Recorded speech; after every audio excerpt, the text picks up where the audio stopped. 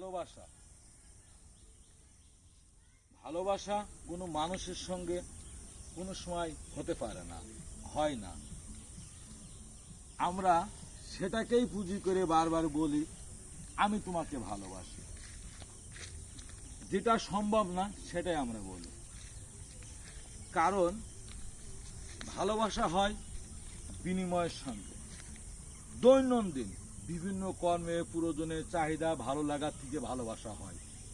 মানুষের সঙ্গে মানুষের ভালোবাসা ছিল না, বর্তমান নেই, ভবিষ্যতেও হবে না। ভালোবাসার কোনো অস্তিত্ব নেই। ভালোবাসা সব জায়গায় চলমান। ভালোবাসা গাছের সঙ্গে, কর্মের সঙ্গে, খাবারের সঙ্গে, উঠতে বসতে, ঘুমের সঙ্গে সব জায়গায় ভালোবাসা থাকে। ভালোবাসা স্থির না যে আপনি একক একটি জায়গায় ভালোবাসাকে স্থির করে দান করে দিবেন। তাই মানুষের সঙ্গে কখনো ভালোবাসা হবে না। আপনি যাকে যত আপন বা কাছের মানুষ ভাবেন, তাদের চাহিদা, তাদের দিনা নেনার মাঝখানে আপনার সম্পর্ক বিচলিত হয়ে যাবে, বাদ হয়ে যাবে।